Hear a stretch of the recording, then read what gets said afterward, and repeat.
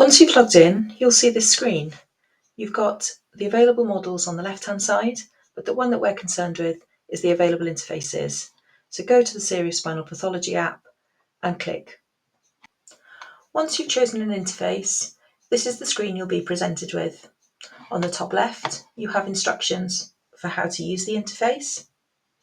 And on the top right, you have a list of the predictions that have previously been entered in the interface. So we can see here, there's one that we did a few days ago.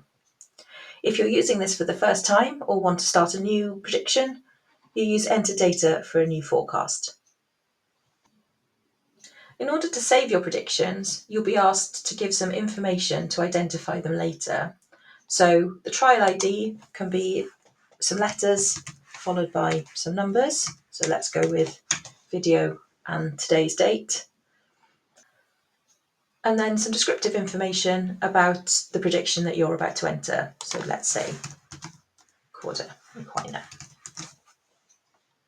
And then click next to get to the app.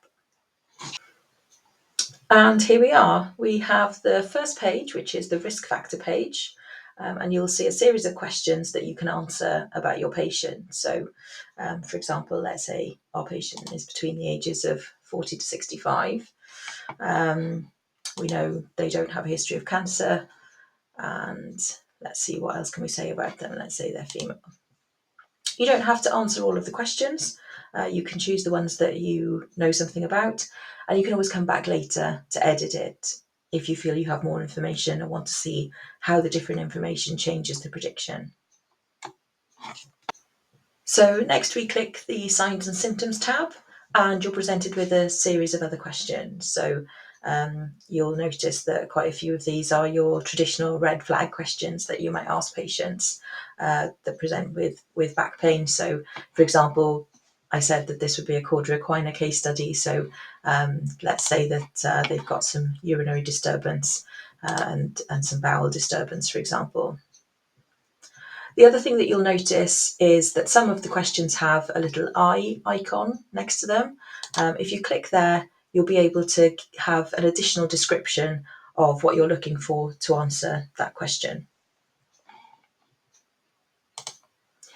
Once you're happy with the information that you've entered for both risk factors and signs and symptoms, you can go to the top to the green button and say Perform Forecast. The next page is the prediction page. So on the top left-hand side, we have the questions that I answered, so a little summary there.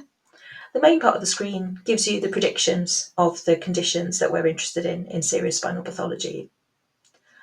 As I mentioned, this was a quadra equina syndrome demonstration, and so we can see that we have quite a high percentage predicted, which is designated by the red in the graph. If we click the eye icon here, what we get is a comparison to the general population. So in this case, less than 1 out of 100 people, whereas our prediction says 44 out of 100 people. So it allows us to compare what we might find in the general population versus the patient that we're assessing here. As you scroll down, you'll see there's a number of different conditions. So, for example, we have fracture. And again, if we look at the general population figure, we have 11 out of 100. So in fact, here we've got less probability of it being a fracture. Whereas if we go to, for example, inflammatory condition, we have 4 out of 100 people there. And if we compare that to the general population, again, is 4 out of 100. So we haven't changed the probability there. What I'd encourage you to do with your predictions is to have a look through these and decide whether you agree or disagree, and then you can let us know in the subsequent questionnaires how accurate or how good you thought the predictions were compared to the case study that you've entered. Once you've reviewed the information in the prediction you created in the app, you can navigate via the bar at the top of the screen to our accuracy survey. Here you'll be asked to fill in the table to tell us how accurate you thought the predictions were. All you have to do is select one choice for each of the conditions that you reviewed and click Submit.